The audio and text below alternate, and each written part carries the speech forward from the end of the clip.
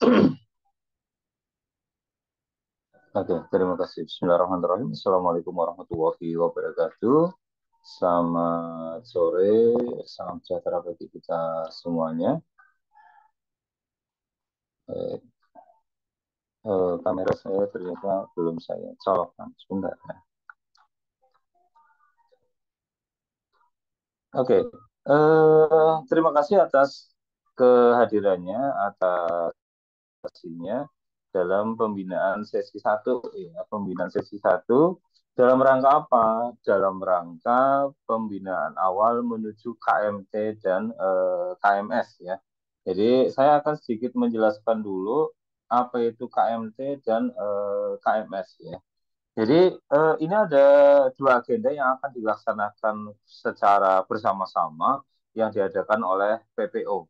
PPO itu adalah Perkumpulan Pembina OSN ya, Jawa Tengah, yang sudah berdiri kisaran 10 tahun yang lalu. Jadi sudah setiap tahun kita mengadakan satu kegiatan, ada KMT atau disingkat kepanjangannya adalah Kompetisi Matematika Terbuka.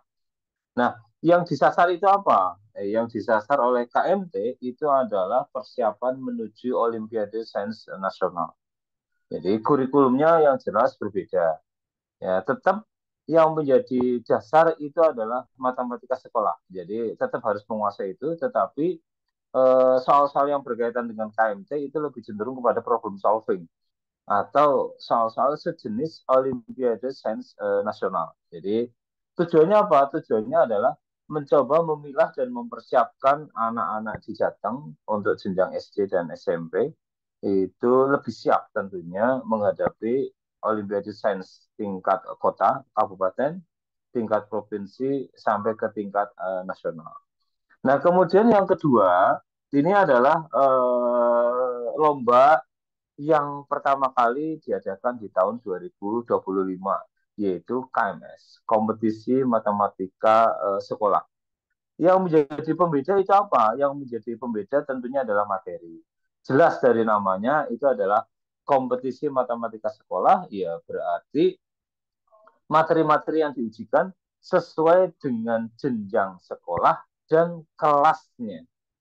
Jadi kalau misalkan pada hari ini saya ketemu dengan anak-anak siswa SMP kelas 7, kelas 8, kelas 9, maka kalau mengikuti KMS, coba lihat kurikulumnya. Di kelas 7 itu materi yang diajarkan itu apa saja. Maka soalnya ya berkaitan dengan itu. Tidak keluar dari soal yang berkaitan dengan kurikulum. Ya.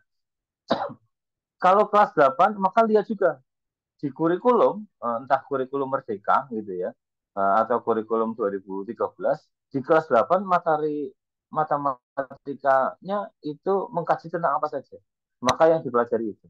Demikian juga di kelas 9. Tetapi tentunya karena ini lomba, walaupun ini lomba kompetisi matematika sekolah, kalau materi tetap fix, ya sesuai dengan jenjang dan kelasnya.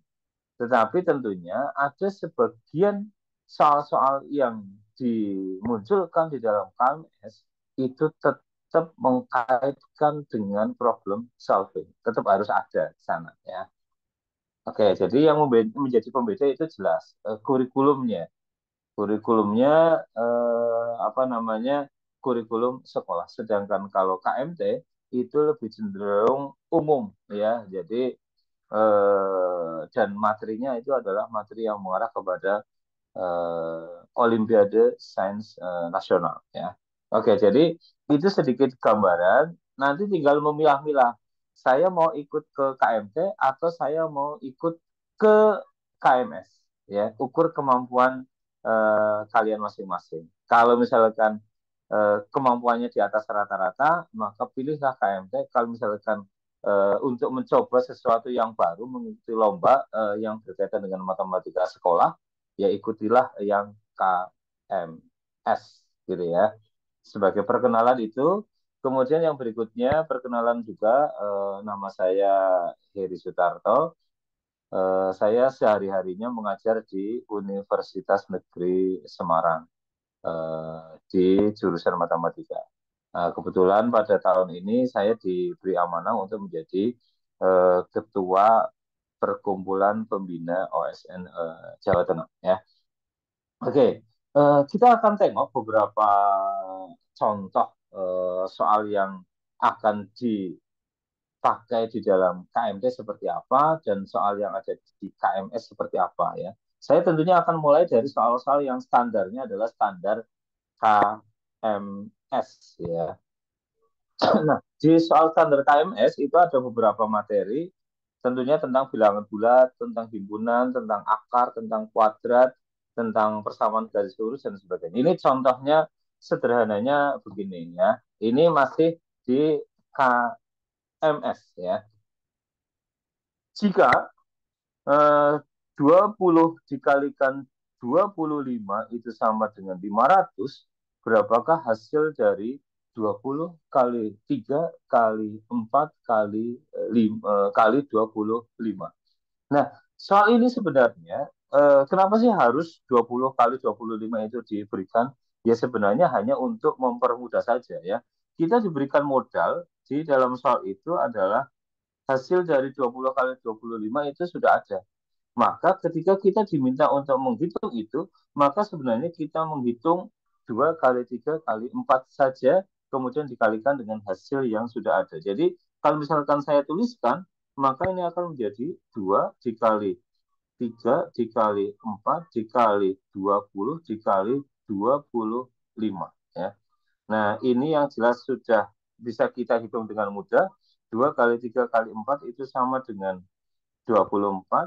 20 kali 25 sudah diberikan, itu sama dengan 500, maka hasilnya ini akan sama dengan 12.000. Nah, kayaknya pensil saya terlalu besar, saya kecilkan saja. Oke, nah itu adalah jenis soal yang untuk KMS ya. Saya rasa tidak begitu susah. Demikian juga soal nomor 2. Kita coba cek. Soal nomor 2 itu berkaitan dengan akar atau surd ya. Tentunya ini sudah dipelajari juga di kelas reguler di kelas 7 ya. Soalnya seperti apa? Saya coba cek dulu, lebih enak yang seperti ini ya, landscape ya, tampilannya jauh lebih besar seperti ini. Oke, kita diminta untuk menentukan berapakah hasil dari akar 2 pangkat 6 dikali 3 pangkat 4 dikali dengan 5 pangkat 2. Walaupun ini soal KMS, tentunya ada trik sehingga kita dalam melakukan perhitungan itu tentunya jauh lebih cepat. Itu seperti apa ya?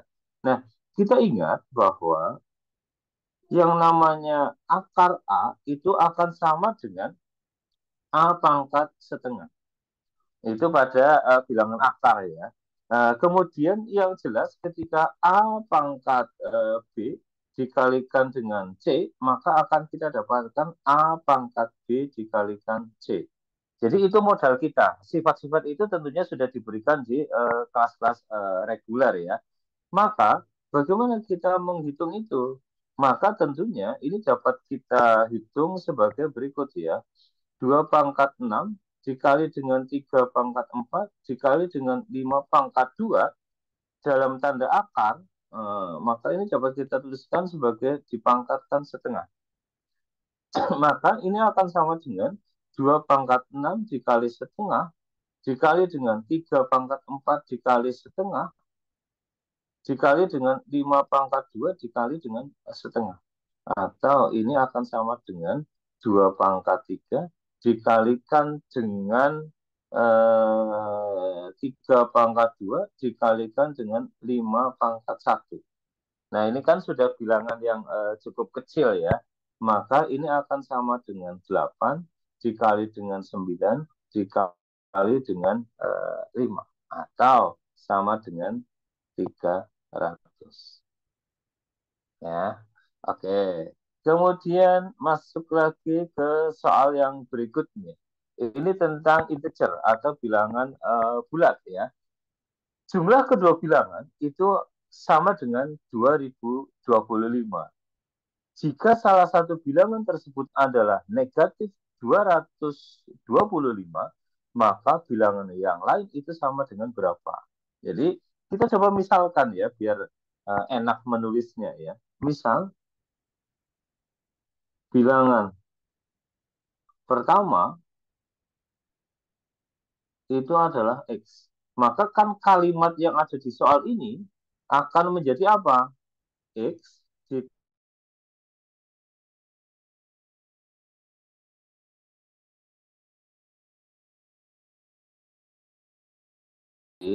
X-nya akan sama dengan 2025 ditambah dengan 225. Maka X-nya itu sama dengan 2.250. Oke, ya. Jadi masih muda, jangan takut gitu ya ketika mau mencoba KMS ya. Pahami sedikit soalnya, baca pelan-pelan, kemudian eksekusi. Yang berikutnya tentang fraction ya, atau pecahan. Hasil kali dari 3/1/4 dan sebuah bilangan pecahan itu adalah 5/4. Bilangan pecahan tersebut itu berapa? Nah, kita ingat bahwa yang namanya pecahan campuran bisa kita jadikan pecahan biasa terlebih dahulu, ya. Itu akan mempermudah perhitungan, walaupun tidak harus seperti itu ya, tidak harus seperti itu. Tapi akan lebih memudahkan seperti itu. Nah, jadi misal bilangan pecah yang belum diketahui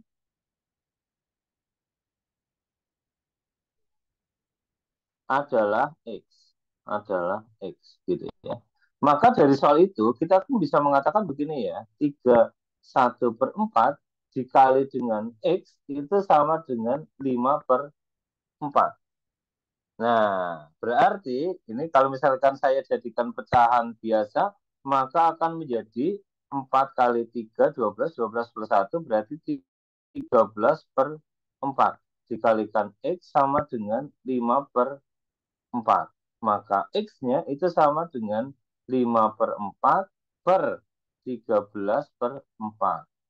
Maka dengan konsep pembagian pecahan, maka ini akan menjadi X sama dengan 5/4 dikali dengan 4/13. Ini kita dapatkan 5/13. Nah, trik-trik seperti ini mencoret ya, namanya mencoret bahasa bahasa yang paling gampang ya, mencoret gitu ya. Nah, itu sangat diperlukan ya. Jadi menyederhanakan bilangan-bilangan yang cukup besar menjadi bilangan yang jauh lebih kecil, tentunya itu menjadi strategi yang cukup efektif ya. Nah, ini tentang persamaan linier. Ini juga masih di kelas 7 ya, di kelas 7. Tekniknya macam-macam ya. Kita bisa melakukan apapun yang bisa kita pahami ketika diajarkan oleh guru, ya lakukan aja gitu ya, jangan takut ya. Soal nomor 5. Nilai X yang memenuhi persamaan 1/4 dikalikan X kurang 10 sama dengan 2/3 X kurang 5. Ya. Maka paling standar kita kalikan secara distributif terlebih dahulu. Ya. Saya tuliskan dulu soalnya. 1/4 dikalikan dengan X kurang 10 sama dengan 2/3 X kurang 5. Yang namanya perkalian distributif ya 1/4 dikalikan X dikurangi 1/4 dikalikan 10 ya. Maka akan menjadi X per 4 dikurangi dengan 10/4 sama dengan 2/3 X dikurangi 5. Maka langkah yang berikutnya yaitu kita kelompokkan yang X dengan X, yang konstanta dengan konstanta ya. Nah, sepertinya 2/3 kan lebih besar daripada 1/4 ya. Maka kita kelompokkan ke sini aja ya. 2/3 X dikurangi dengan X per 4 itu sama dengan 5 dikurangi dengan 10/4. Ya, walaupun bisa kita balik lah ya. Bisa kita balik. Kita samakan penyebutnya, ini 4, maka ini akan sama dengan 20 dikurangi 10. Ini kita samakan penyebutnya, berarti ini 12.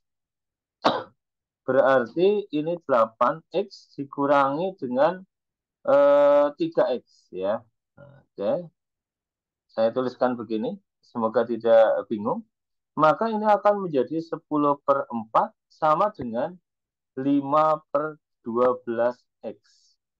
Maka dari sini akan kita dapatkan bahwa x-nya sama dengan 10/4 dibagi dengan 5/12 atau dikali dengan 12/5. Ini seperti tadi, kita coret 3, ini kita coret 2, berarti ini akan sama dengan 6. Gitu ya.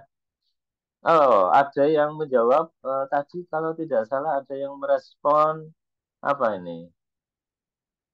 A ya, A. Kita coba cek sekali lagi. Benar negatif 6 atau sama dengan 6 ya. Kita cek ya. Barangkali saya yang keliru dalam melakukan perhitungan ya. Kita cek bersama-sama. 4x, oke, sudah betul. Ini sudah betul. Sampai tahap ini sudah betul ya. Kemudian kita pindah ruas, 5-nya pindah ke sebelah kiri jadi positif. Itu tetap 2x. Oke, ini kurang, betul. Oke, betul. Sampai di sini betul. Ini disamakan penyebutnya, ini juga betul. Kemudian ini disamakan penyebutnya, betul, maka akan didapatkan itu. Oke, jadi hasilnya adalah positif. Jadi sudah kita cek untuk yang kedua, sepertinya betul yang D ya. Oke, kemudian kita coba lihat yang berikutnya. Ini tentang perbandingan ya, perbandingan.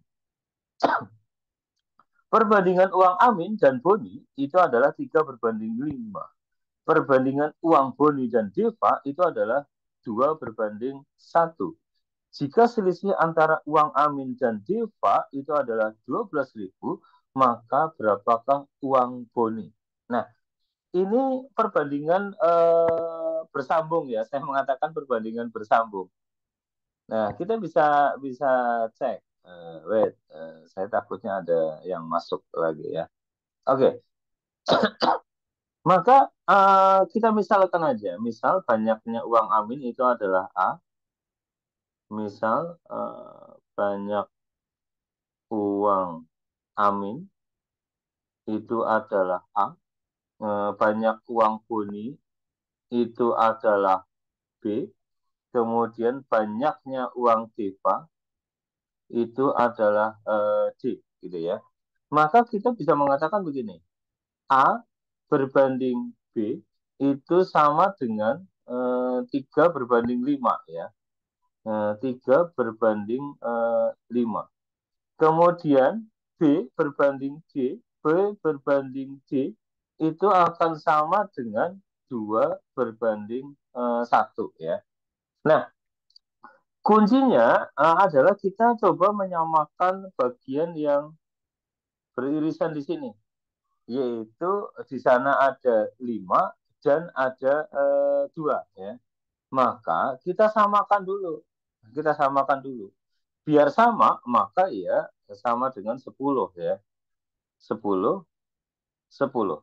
Berarti ini adalah 5 kali 5, sedangkan itu kali 2 berarti ini adalah 6. Jadi kita sekarang mendapatkan perbandingan baru ya. Nah, kemudian yang diketahui itu apa? Selisih antara uang Amin dan Deva itu adalah 12.000. Artinya apa? Kalau misalkan kita lihat perbandingan antara uang Amin dan Deva itu adalah 6/5 ya. Jadi A berbanding D itu akan sama dengan 6/5. Kemudian yang berikutnya, atau kita rapikan dulu ini ya, kita rapikan dulu, maka 5A itu sama dengan 6C. Kemudian yang berikutnya, kita coba cek kalimat yang selisih. Di sana dikatakan bahwa selisih antara uang Amin dan Deva itu adalah 12.000. Sekaligus kita cek, kalau misalkan A berbanding D itu sama dengan 6 berbanding 5, maka tentunya uang Amin jauh lebih besar daripada uang Deva. Maka biar hasilnya langsung positif, berarti kita tuliskan A dikurangi D itu akan sama dengan 12.000. Ya. Nah, sekarang kita punya apa namanya, dua persamaan eh, yang bisa kita substitusikan namanya ya. Nah, kita coba substitusi nilai D-nya saja ya. Berarti D itu akan sama dengan 5/6 A ya. Berarti kalau misalkan nilai ini kita substitusikan ke sini, maka akan didapatkan A dikurangi 5/6 A itu, sorry, 5/6 A itu sama dengan 12.000. Jadi kita samakan saja, maka ini akan menjadi 6/6 ya. Berarti 1/6 A itu akan sama dengan 12.000. Dengan demikian, maka akan didapatkan A atau banyaknya uang Amin itu akan sama dengan 12.000 dikalikan dengan 6. Boleh misalkan mau disimpan dulu begitu boleh, atau mau langsung dioperasikan juga boleh. Contohnya begini, yang dicari itu kan A berbanding, yang dicari kan uang boni atau B ya. Berarti kita akan dapatkan begini ya. Kalau misalkan B berbanding A itu sama dengan 5/3, berarti B itu sama dengan 5/3 dikalikan dengan 12.000 dikalikan dengan 6 ya, karena A-nya itu sama dengan 12.000 kali 6. Nah, kita bisa sederhanakan, setidaknya inilah ya, ini berarti 2 ya. Berarti ini sama dengan 10 kali 12 ya. Berarti ini akan sama dengan 120.000. Nah, yang saya lakukan itu ada sedikit trik dalam berhitung atau melakukan perhitungan. Nah, saya tidak melakukan perhitungan 12 kali 6 dulu karena agak sedikit merepotkan ya. Maka kita biarkan dulu, enggak apa-apa. Nah, ternyata ketika sudah masuk ke dalam perhitungan, maka ternyata bisa dengan mudah kita sederhanakan ya. Nah, itu namanya trik dalam berhitung. Oke, kita masuk ke soal nomor 7. Nomor 7 itu berkaitan dengan short dan kuadrat ya, bilangan, masih berkaitan dengan bilangan tentunya. Nah, jika A sama dengan 20, B sama dengan 25, C sama dengan 2025, maka berapakah nilai dari A kuadrat ditambah B kuadrat dikurangi C kuadrat? Oh, ini opsinya belum saya tuliskan ya. Ya, anggap saja sebagai isian singkat ya, isian singkat. Oke. Nah, berarti kalau misalkan kondisinya begitu ya tinggal kita substitusikan aja nilai-nilai yang ada di sana. Jadi kalau misalkan A kuadrat ditambah B kuadrat dikurangi akar C, maka A-nya siapa? 20. Berarti 20 kuadrat ditambah B kuadrat itu berarti 25 kuadrat dikurangi akar dari 2025. Nah, kita tahu bahwa 20 kuadrat itu sama dengan 400, 25 kuadrat sama dengan 625, dan akar dari 2025 itu sama dengan 45. Maka ini akan sama dengan 1025 dikurangi dengan 45 atau sama dengan 980 ya. Oke, saran saya kalau misalkan tidak hafal, ya enggak apa-apa, ya. Hafal maksudnya hafal 20 kuadrat itu berapa, 25 kuadrat itu berapa. Kalau misalkan enggak hafal ya enggak apa-apa. Ya. Ya tinggal kita coret-coret dengan menggunakan perkalian bersusun ya enggak apa-apa. Ya, jadi jangan menjadikan tidak hafal menjadi sesuatu yang menakutkan misalkan enggak ya. Karena perhitungannya pasti masih bisa dijangkau dengan durasi waktu yang disediakan itu masih sangat memungkinkan ya. Ini belum ada trik-trik khusus ya, trik-trik khusus juga belum ada. Nah, kembali lagi ke fraction ya nomor 8. Pecahan berikut yang terletak di antara bilangan 1/5 dan 1/3 itu berapa? Ya, berarti kan kalau misalkan terletak di antaranya, ya kalau misalkan bilangan yang terletak di antaranya kita misalkan A, ya berarti urutannya kan begini. 1/5 A, kemudian 1/3. Nah, kalau kita mau membandingkan, kalau kita mau mengurutkan suatu pecahan, maka paling gampang ya samakan aja penyebutnya. Jadi kita samakan penyebutnya aja. Biar sama, maka kita kalikan dengan KPK dari 5 dan 3. Atau kita kita cari KPK dari 5 dan 3 ya. 15 lah ya, 15. Oke. Nah, kalau misalkan begitu saya nulisnya berarti keliru dong. Ya. Berarti kita tuliskan begini aja ya. KPK dari 5 dan 3 itu 15, ini 15. Berarti kalau misalkan kita lihat pembilangnya, berarti ini adalah kali 3, berarti 1 kali 3, 3. Ini kali 5, berarti atas juga kali 5. Pembilangnya kali 5, berarti ini adalah 5. Nah, dari situ maka kita sudah bisa melihat ternyata di sana pembilangnya itu ada jeda ya yang bisa kita pakai di sini. Yaitu apa? 4. Berarti jelas A itu sama dengan 4/15. Oke. 4/15 ada ya. Oke. Nah, ada suatu ketika saya mendapati soal yang seperti ini. Ternyata apa? Ternyata setelah ini kasus lain ya, saya menceritakan kasus lain ya.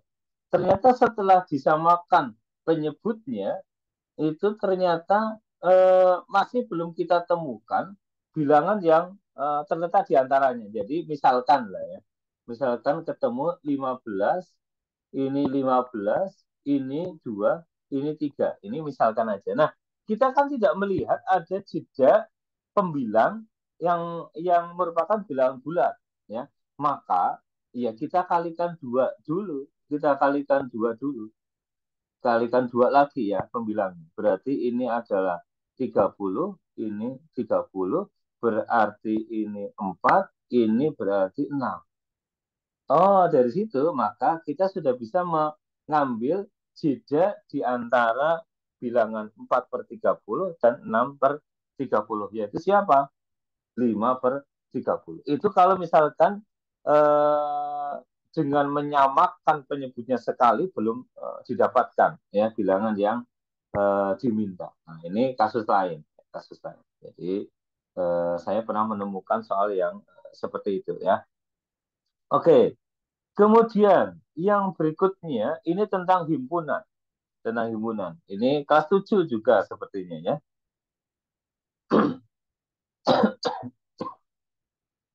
Diketahui P adalah himpunan faktor prima dari 60. Nah, maka kita harus mencari faktor dari 60 itu siapa saja. Ya. Nah, ada beberapa istilah yang hampir sama tetapi punya makna berbeda, yaitu yang namanya faktor. Faktor dari 60 misalkan.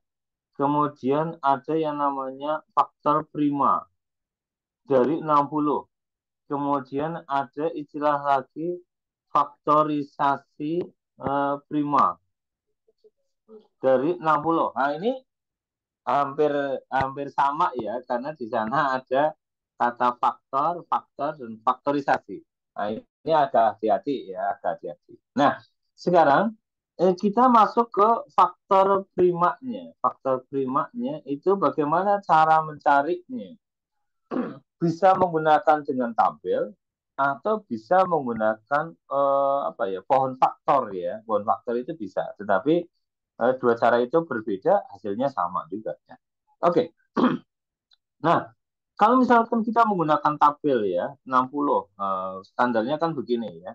Berarti faktor dari 60 itu adalah 1, 60, 2, 30, 3, 20, 4, 15, 5 itu 12, 6 itu 10 ya.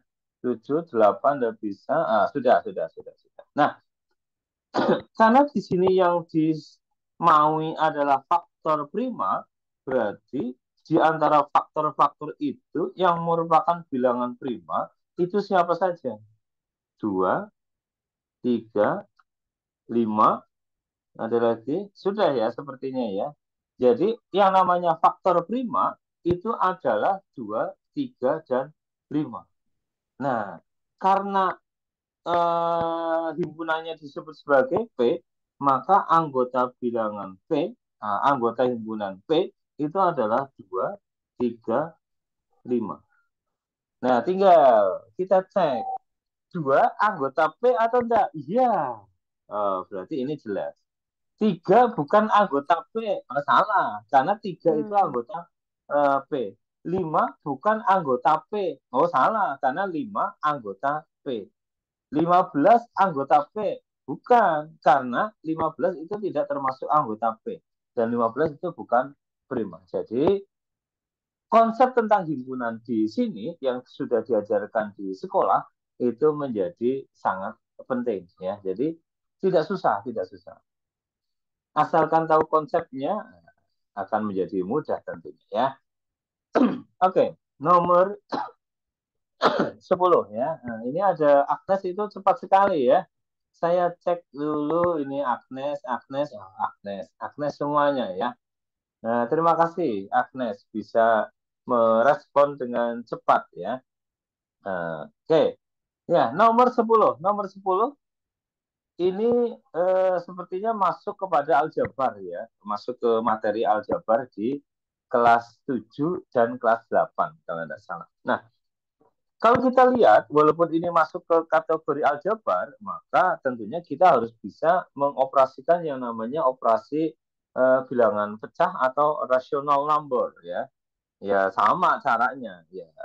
Karena operasinya adalah penyebabkan, ya kita samakan aja penyebutnya ya. Nah, kita cek ya, kita cek. P dikurangi 3 per 12 ditambah dengan P ditambah 2 per 4, maka ketika kita samakan penyebutnya, maka ini menjadi 12, yang ini menjadi 12, karena kita pakainya KPK ya. KPK dari 12 dan 4 itu ya sama dengan 12 ya. Berarti ini tetap. Sedangkan yang suku kedua kita kalikan 3, maka akan menjadi 3 dikalikan dengan P plus 2. Ya, tinggal kita rapikan. 12 P dikurangi 3 plus 3P plus 6. Maka ini akan menjadi 4P plus 3 per 12. Ya. 4P plus 3 per 12. Saya cek yang Agnes ya, yang Agnes ketemunya apa? C. Oke, mantap Agnes ya. Nah, ini masuk ke aljabar lagi ya. Ini masuk ke aljabar lagi. Nah, kalau di SMP, saya sedikit menyarankan saja ya. Jadi beberapa properti dari aljabar itu harus kita mahir menggunakannya ya. Jadi contohnya begini, propertinya ya. Eh, propertinya. Misalkan ini A dikalikan B plus C, maka ini akan sama dengan AB plus AC. Ini namanya sifat distributif ya. Kemudian yang berikutnya, yang negatif juga sama lah ya, identik. Kemudian yang berikutnya adalah A plus B. Kalau kita kuadratkan, maka ini akan jadi A kuadrat plus B kuadrat plus 2AB. Cara menulisnya macam-macam. Ada yang suka menuliskan begini,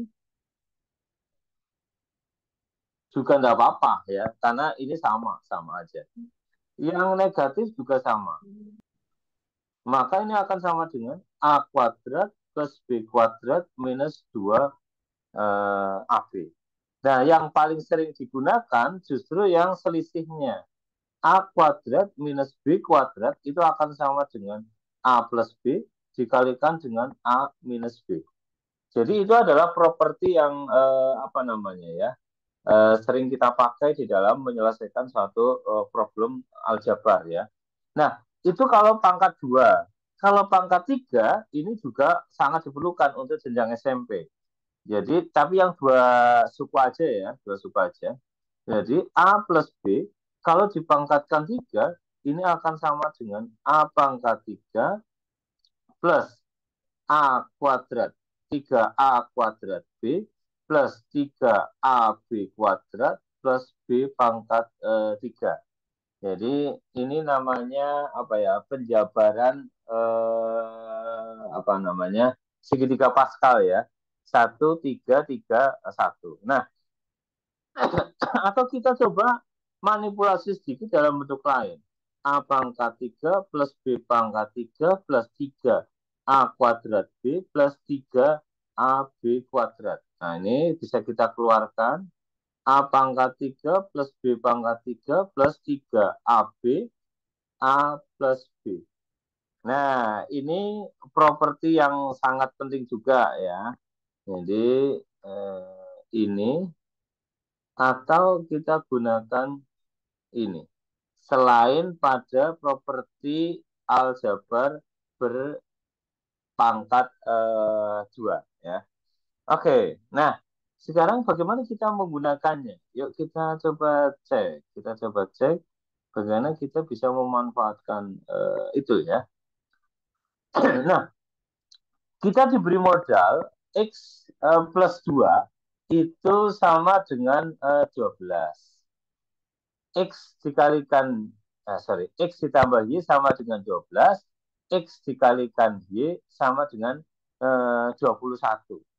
Jangan mencoba-coba ya, jangan mencoba-coba karena di sini tidak ada ketentuan X dan Y-nya adalah bilangan bulat ya. Belum tentu X-nya bulat, Y-nya bulat ya.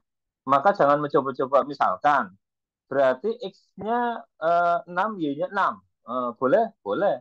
Tetapi X kali Y itu tidak sama dengan 21. Berarti itu salah gitu ya. Nah, coba-coba yang lain itu cukup beresiko menghabiskan banyak waktu ya. Maka kita pakai sifat-sifat pada aljabar itu jauh lebih efisien tentunya ya. Oke, kita coba manfaatkan apa yang sudah diberikan di soal tersebut. Jadi, kita mulai dari X plus Y sama dengan 12. Jadi, X plus Y itu sama dengan 12. Karena di sini muncul X pangkat 2 ditambah Y pangkat 2, maka kemungkinan besar ini kedua ruas kita kuadratkan saja. Maka berdasarkan sifat tadi kita akan dapatkan X kuadrat plus Y kuadrat plus 2XY itu sama dengan 144 ya. Nah, berarti X kuadrat plus Y kuadrat ditambah 2. XY-nya kan sudah ada 21, tinggal kita substitusikan aja. Maka ini sama dengan 144 atau X kuadrat plus Y kuadrat plus 42 itu sama dengan 144. Jadi X kuadrat plus Y kuadrat sama dengan 144 dikurangi 42 atau sama dengan 102 ya. Jadi itu manipulasi aljabarnya yang harus kita pahami. sepertinya nanti di bagian terakhir itu ada yang berkaitan dengan pangkat 3. Sepertinya loh ya, saya agak-agak lupa. Oke, kemudian ini problem tentang digit satuan ya, digit satuan. Nah, ini sudah langsung dapat ya, Agnes dapat juga ya. Nah, ini jangan sampai dihitung. Jangan sampai dihitung secara manual. Kalau dihitung secara manual, hanya dengan modal bahwa A pangkat B itu sama dengan A kali A kali A kali A sampai sebanyak B kali, maka kalau misalkan kita hitung secara manual, ya sampai Lebaran mungkin tidak selesai gitu ya. Kenapa? Kalau misalkan kita tuliskan kan menjadi 2025 kali 2025 kali 2025 kali 2025 kali 2025 sampai sebanyak 2025 kali. Nah, ini kan tidak selesai ya. Nah, maka kita coba pakai triknya ya, triknya. Jadi, yang dicari itu bukan hasilnya, tetapi yang dicari itu adalah digit satuannya atau bilangan angka yang terakhir dari hasilnya. Gitu ya. Nah, eh, di digit terakhir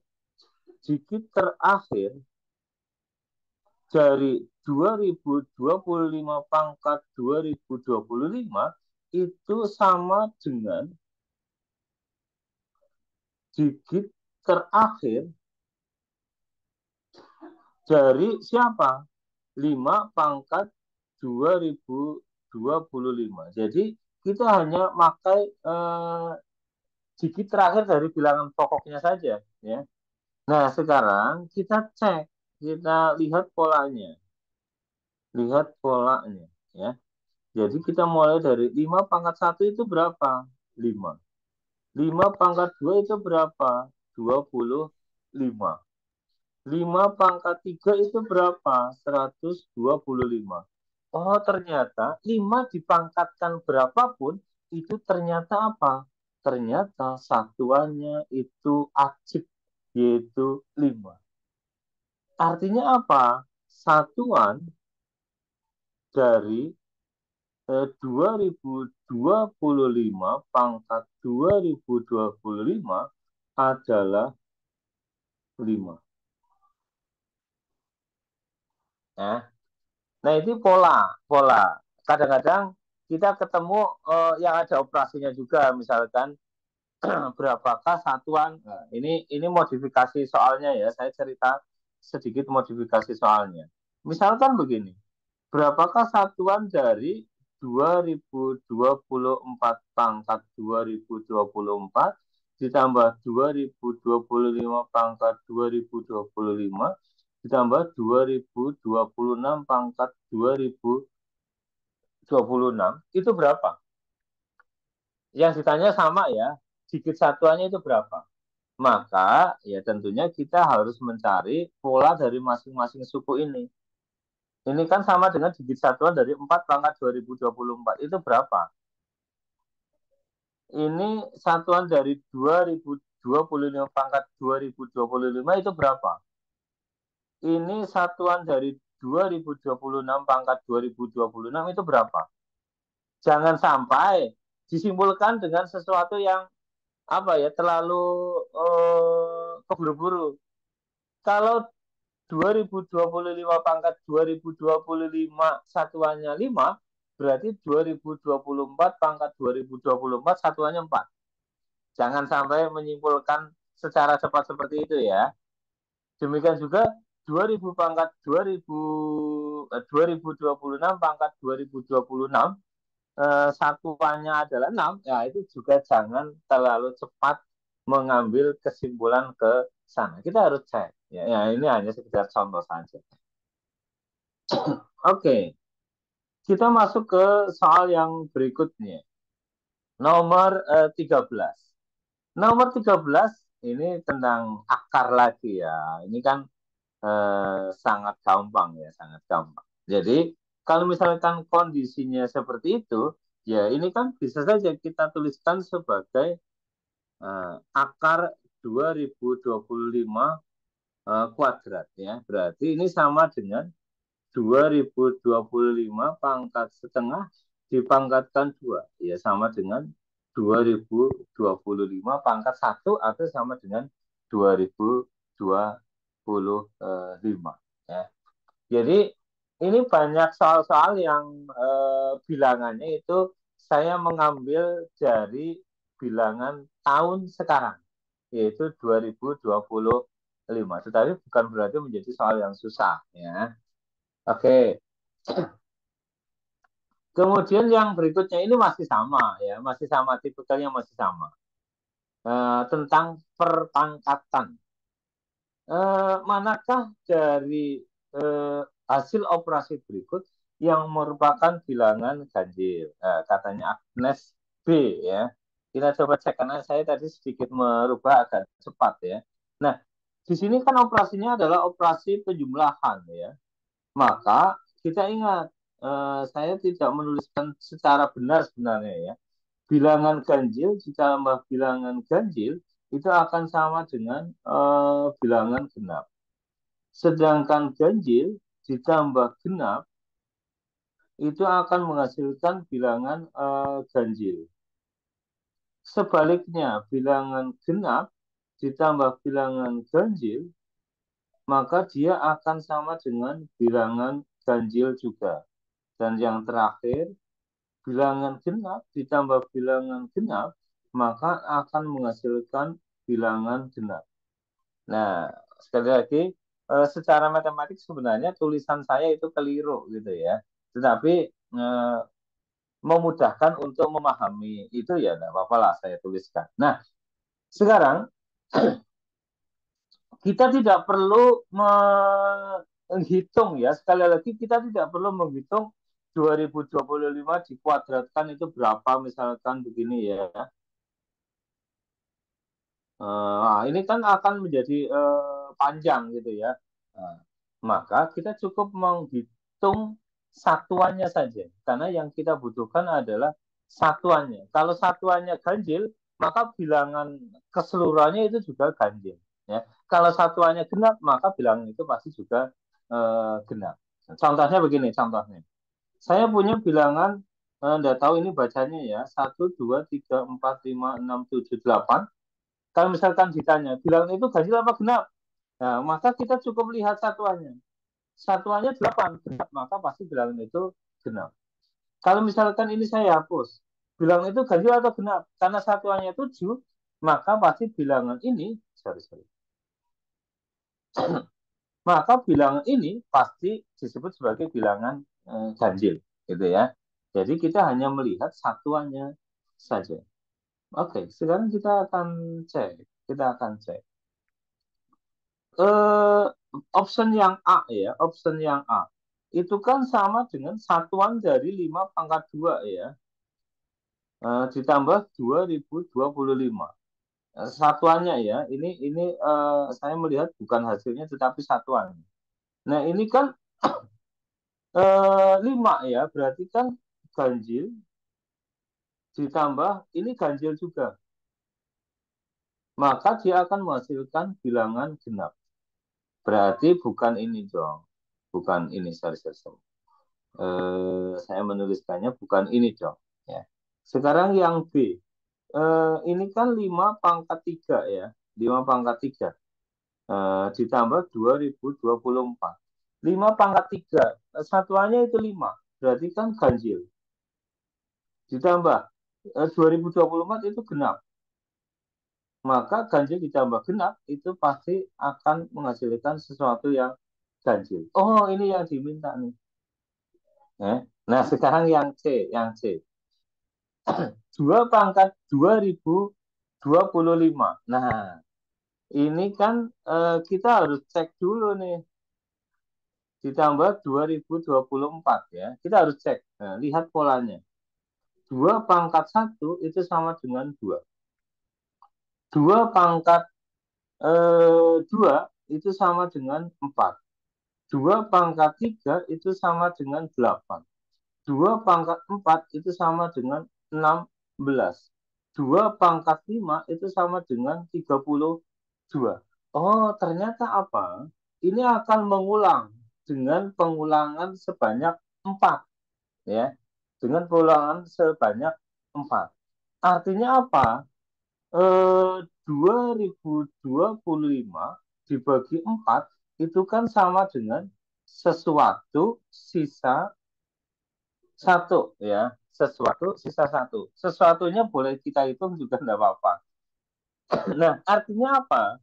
Artinya kalau sisa 1 berarti bilangan satuan. Jadi satuan dari 2 pangkat 2025 adalah 2. Ya, ini karena sisa 1 ya, sisa 1. 2. Nah, 2 adalah genap. Berarti ini adalah genap ditambah 2024 itu genap, maka pasti hasilnya adalah genap. Jadi option yang C itu justru agak-agak susah ya, karena kita harus mencari polanya dulu. Berarti bukan ini dong. Demikian juga yang 3 pangkat 2025, maka kita harus mencari polanya terlebih dulu. Ini saya hapus ya, saya hapus. Maka kita harus mencari dulu 3 pangkat 1 itu sama dengan 3. 3 pangkat 2 sama dengan 9. 3 pangkat 3 sama dengan 27. 3 pangkat 4 sama dengan 81. 3 pangkat 5 berarti sama dengan satuannya 3. Ya, satuannya 3 pasti itu. Nah, ini kembali lagi, ini ternyata ada pengulangan, di mana pengulangan satuannya itu setiap 4 kali. Nah, periodenya 4. Artinya apa? Artinya 3 pangkat 2025, nah ini kan sudah kita hitung ya, 2025 dibagi 4 sama dengan sesuatu sisa 1, berarti sisanya adalah ini ya. Artinya apa? Satuannya itu adalah 3 ya. Di mana 3 itu ganjil dan ini adalah ganjil. Maka untuk yang D itu adalah ganjil ditambah ganjil, maka dia akan sama dengan genap. Oh, berarti bukan ini juga. Nah, maksud saya kita sekaligus belajar apa namanya mencari digit satuan dari operasi perpangkatan yang ada, gitu ya. Oke. Nah, kemudian yang berikutnya soal seperti ini bisa saya lemparkan ke KMS, bisa juga saya lemparkan ke KMT dengan sedikit modifikasi tentunya ya. Kalau tidak salah tidak ada sih di sini ya. Oke, saya coba akan apa namanya? Kalau soal ini adalah soal KMS ya, maka kita bisa saja mencari faktornya. Kalau misalkan bisa kita faktorkan. Kalau enggak ya kita pakai rumus ABC tentunya ya. Oke, nah kita coba cek. X kuadrat plus 5X plus 6 itu sama dengan 0. Nah, bisa nggak kita faktorkan? Kalau misalkan bisa kita faktorkan, maka kita faktorkan. X, X, ini 6, ini 1, bisa nggak ini? Nggak bisa ya. 2 dan 3. 2 dan 3. Misalkan ini 2, ini 3. Ya, ini kayaknya bisa ini. Berarti ini plus ya. Artinya apa? X plus 2 sama dengan 0 atau X plus 3 sama dengan 0. Berarti X-nya sama dengan minus 2 atau X-nya sama dengan minus 3 ya. Nah, karena di sini akar-akarnya adalah alfa dan beta, ya berarti yang dimaksud alfanya itu sama dengan minus 2, betanya itu sama dengan minus 3. Dari situ maka alfa dikalikan beta itu akan sama dengan minus 2 dikalikan dengan minus 3 atau sama dengan 6. Nah, itu kan standar yang diberikan di sekolah ya. Maka saya katakan kalau misalkan ini mau masukkan ke dalam KMS maka ya seperti itu. Nah, sepertinya di kelas reguler itu sebenarnya juga sudah dikenal dengan nama teorema Vieta. Teorema Vieta. Teorema Vieta itu apa? Teorema Vieta itu mengatakan begini. Walaupun tidak secara jelas disebutkan sebagai teorema Vieta ya. Nah, ini Agnes sudah menuliskan di chat direct message-nya itu teorema Vieta ya masuk. Nah, ini sekaligus saya jelaskan. Nah, di teorema Vieta mengatakan begini. Jika alfa dan beta adalah akar-akar akar-akar dari persamaan kuadrat A x kuadrat plus bx plus c sama dengan 0, maka akan berlaku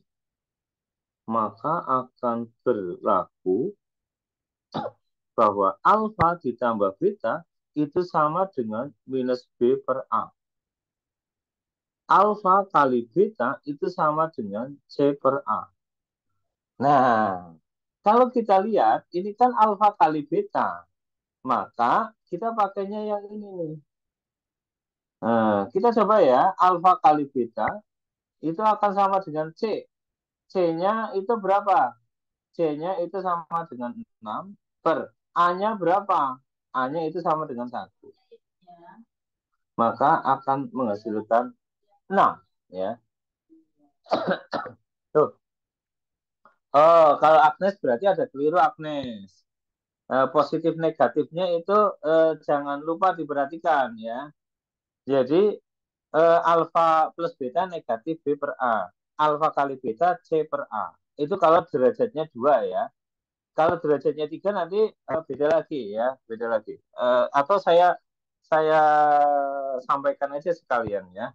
Nah, ini hasilnya sama. Antara menggunakan pemfaktoran juga menggunakan Vieta itu hasilnya sama. Nah, saya coba Pak, bagaimana kalau soal model seperti ini di KMT misalkan? Oh, gampang. Saya memodifikasinya gampang. Misalkan begini, ya. Jika ini contoh saja ya. Jika alfa dan beta adalah akar-akar akar-akar dari persamaan x kuadrat plus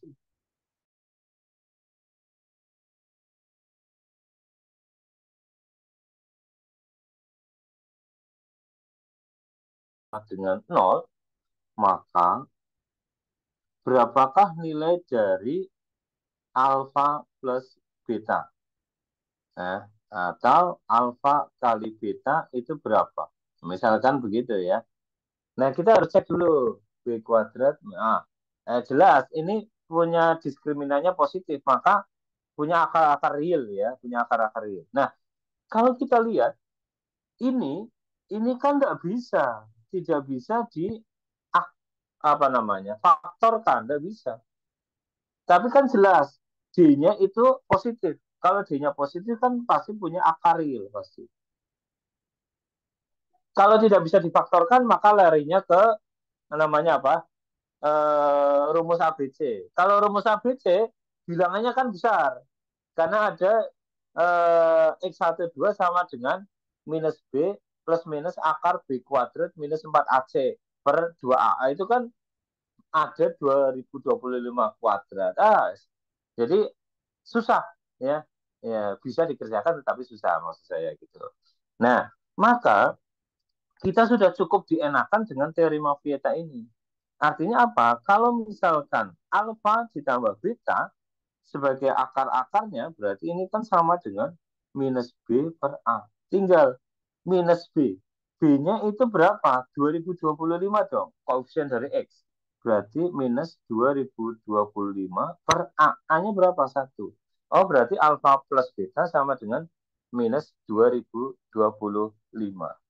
Sedangkan alfa kali beta itu siapa? C per A. C-nya siapa? 2025 per A-nya 1. Ya sama dengan 2025. Oke, jadi itu ya apa namanya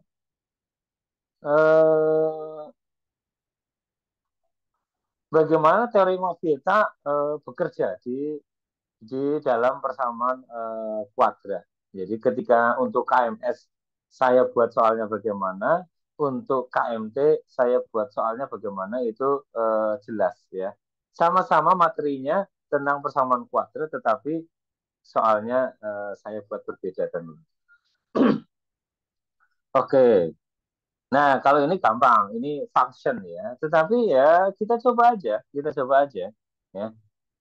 Yang namanya fx sama dengan x kuadrat minus 2025 x plus 2025, maka kalau misalkan ditanya f1, maka ya tinggal kita gantikan nilai x-nya dengan 1. Ya, kita berarti dapat 1 kuadrat minus 2025 kali 1 ditambah dengan 2025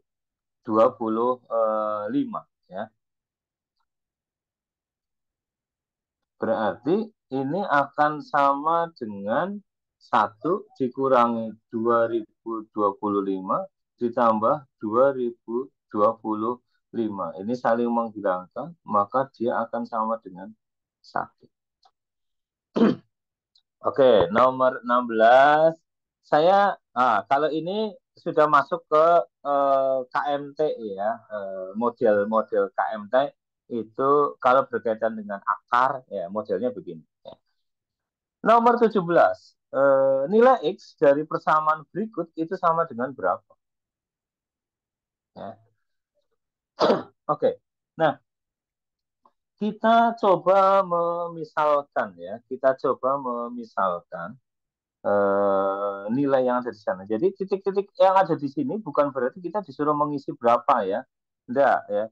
Tetapi itu sebagai tanda bahwa eh, apa namanya operasi tersebut akan berulang terus ya.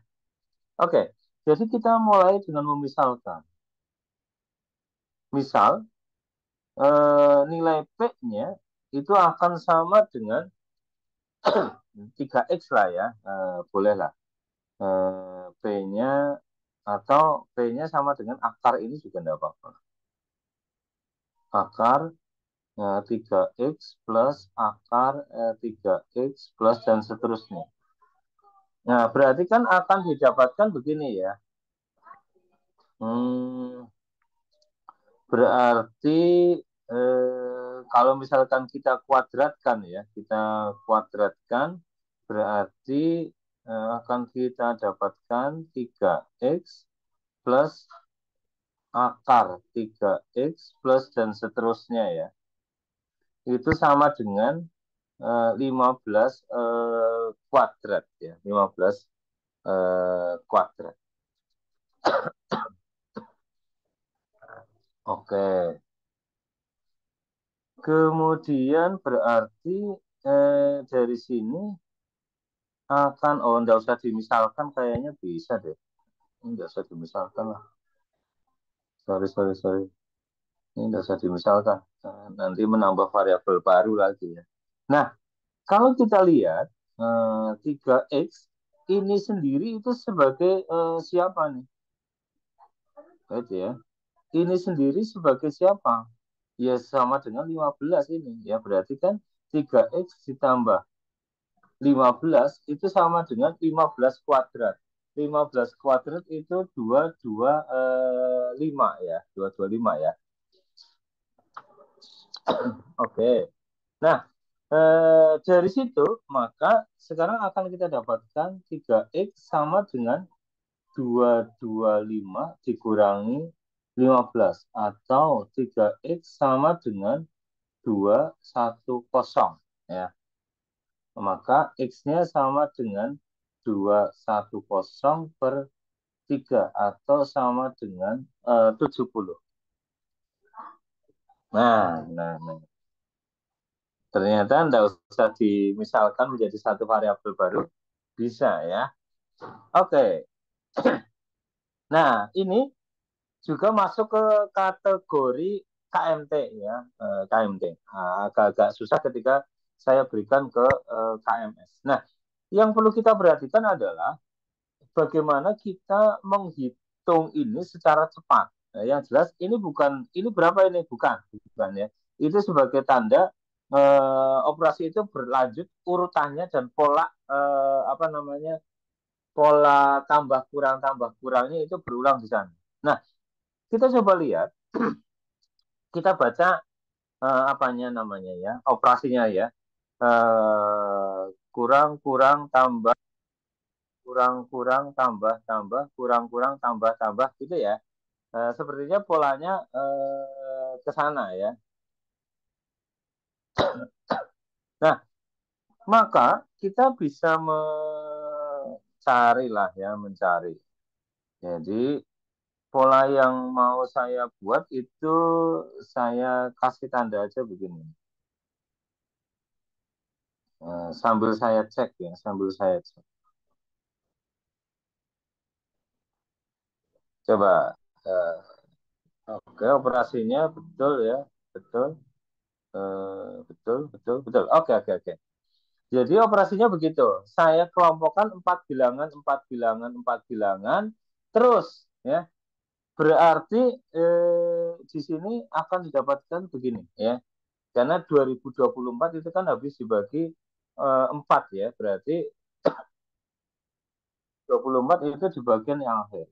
Bagian yang ini juga akan seperti ini. Nah, sekarang kita cek. Kalau misalkan kita lihat satu dikurangi dua dikurangi tiga ditambah empat itu nol. Yang berikutnya 5 dikurangi 6 dikurangi 7 ditambah 8 itu akan sama dengan nol juga. Cek satu lagi.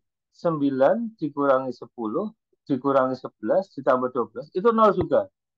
Oh, artinya apa? Semua bilangan yang saya kasih tanda kurung itu menghasilkan nol. Artinya apa?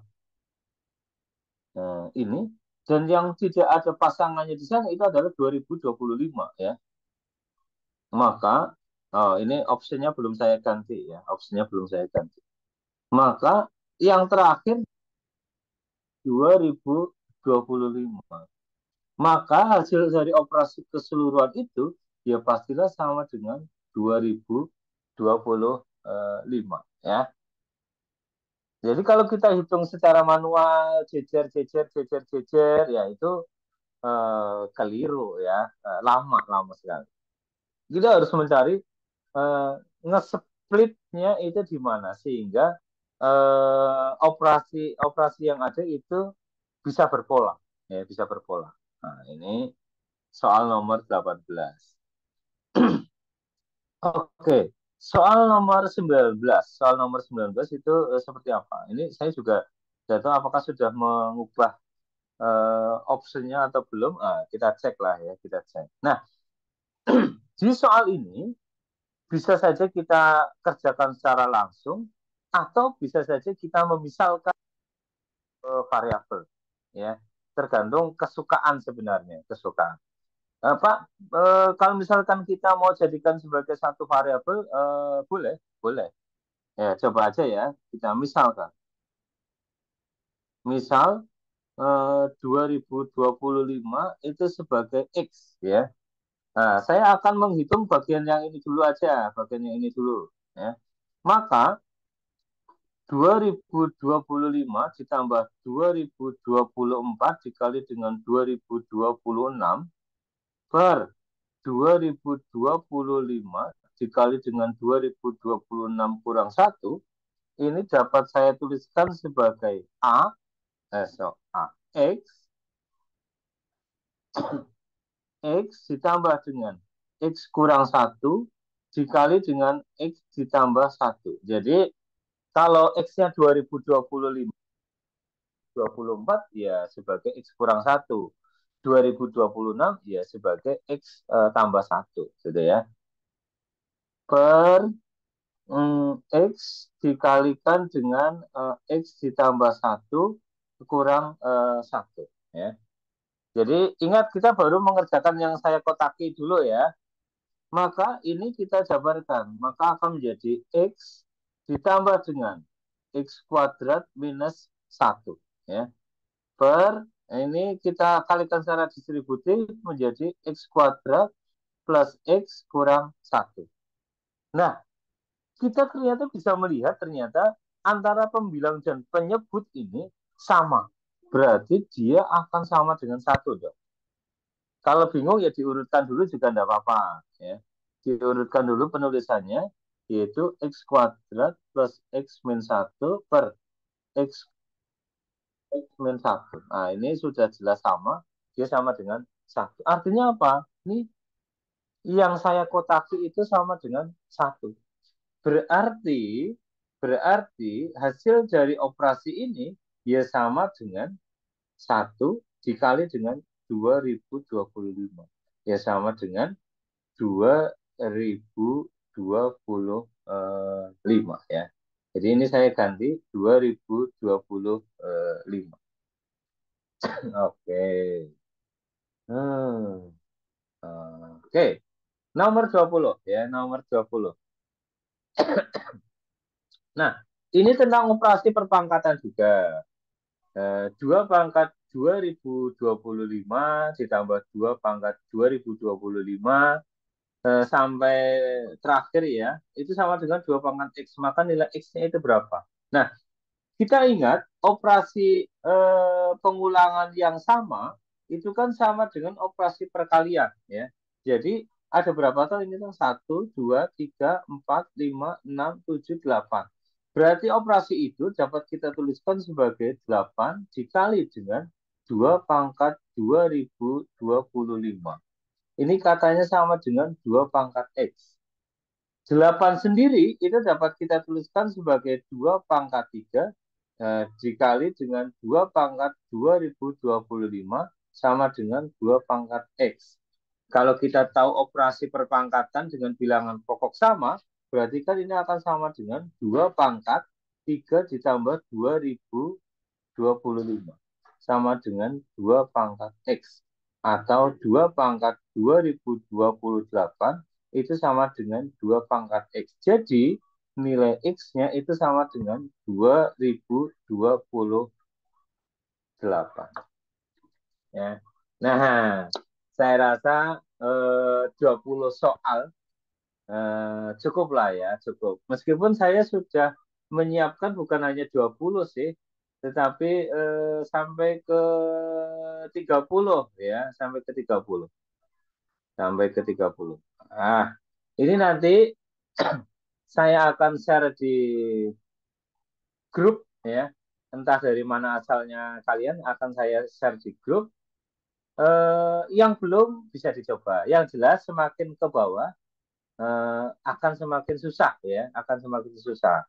Tetapi patut dicoba, patut dicoba. Sehingga kalian betul-betul siap untuk mengikuti KMS maupun yang memilih mengikuti KMT ya.